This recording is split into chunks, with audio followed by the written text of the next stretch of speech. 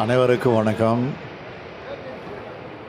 உங்கள் வாழ்த்துக்களை எல்லாம் பெற்று ஸ்பெயின் நாட்டுக்கு சென்ற நான் தமிழ்நாட்டுக்கு பல்வேறு முதலீடுகளை ஈர்த்துவிட்டு திரும்பி இருக்கிறேன். அந்த வகையில் இது மிகப்பெரிய சாதனை பயணமாக அமைஞ்சிருக்கு. தமிழ்நாட்டில் தொழில் முதலீடுகளை ஈர்ப்பதற்காக அரசு முறை பயணமாக ஸ்பெயின் நாட்டுக்கு கடந்த ஜனவரி 29 போனேன். முதல் நிகழ்வாக ஸ்பெயின் நாட்டை சார்ந்த முன்னணி தொழில் நிறுவனங்களோட நிர்வாகிகள் பங்கேற்கும் முதலீட்டாளர்கள் மாநாடு நடந்துச்சு. அதுக்கு ஸ்பெயின் நாட்டில் இருக்கிற பல்வேறு தொழில்துறை குழும நிர்வாகிகள் எல்லாம் வந்திருந்தாங்க. ஸ்பெயின் நாட்டின் பொருளாதாரம் மற்றும் வர்த்தகத்துறை அமைச்சக அதிகாரிகள், ஸ்பெயின் தொழில் கூட்டமைப்பு பொறுப்பாளர்கள், இன்வெஸ்ட் ஸ்பெயின் என்ற அமைப்பை சார்ந்தவங்களை சந்தித்தேன். தமிழ்நாட்டில் தொழில் தொடங்கிறதுக்கு இருக்கக்கூடிய உகந்த சூழல் பற்றி அங்கே எடுத்து சொல்லி நம்ம மாநிலத்தில் முதலீடுகளை மேற்கொள்ளணும்னு நான் வலியுறுத்தினேன். அதன் தொடர்ச்சியாக அடுத்தடுத்த நாட்களில் ஸ்பெயின் நாட்டில் செயல்படுற முன்னணி நிறுவனங்களோட நிர்வாகிகளை தனித்தனியாக நேரில் சந்தித்து கலந்துரையாடினேன். தமிழ்நாட்டில் முதலீடு செய்யணும்னு அவங்கள கேட்டுக்கிட்டேன். சில முக்கிய நிறுவனங்களோட பெயர்களை இங்கே பதிவு செய்ய விரும்புகிறேன்.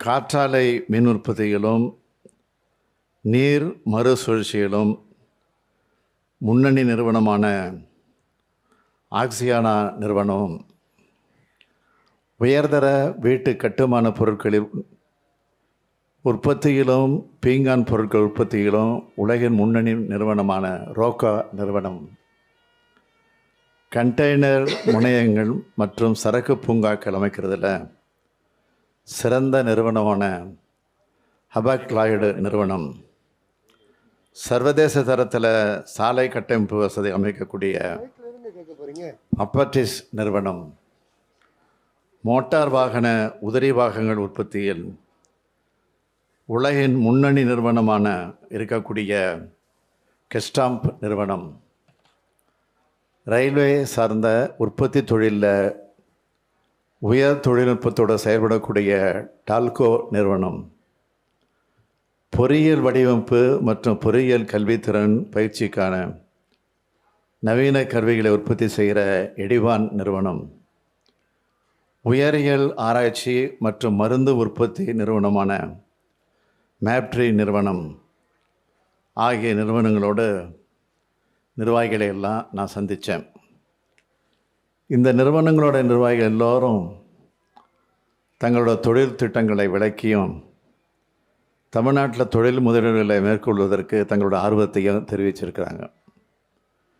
இந்த முயற்சிகளோட பயணம் 3440 கோடி ரூபாய் அளவுக்கு முதலீடுகள் செய்வதற்கான புரிந்துணர்வு ஒப்பந்தங்கள் மேற்கொள்ளப்பட்டன என்பதை மகிழ்ச்சியோடு தெரிவிச்சுக்கிறேன்.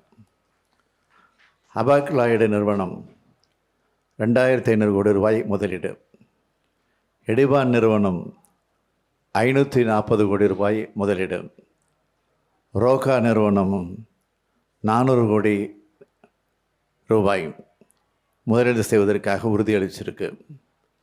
இந்த நிறுவனங்கள் மட்டும் இல்லாமல் மற்ற நிறுவனங்களும் அடுத்தடுத்து எதிர்காலத்தில் தங்களோட முதலீடுகளை மேற்கொள்வாங்கங்கிறத நம்பிக்கை எனக்கு இருக்குது. தமிழ்நாடு குறித்தும் கழக அரசு குறித்தும் உலகளாவிய தொழில் நிறுவனங்களுக்கு உள்ள நம்பிக்கையை இது காட்டுது. தமிழ்நாட்டின் தொழில் வளர்ச்சியையும் தமிழ்நாட்டின் பொருளாதார மேம்பாட்டையும் புகழ்ந்து உலக அளவில் முக்கிய பத்திரிகையான நியூயார்க் டைம்ஸ் வெளியிட்டுள்ள செய்தியை நீங்கள் எல்லாரும் படிச்சிருப்பீங்க.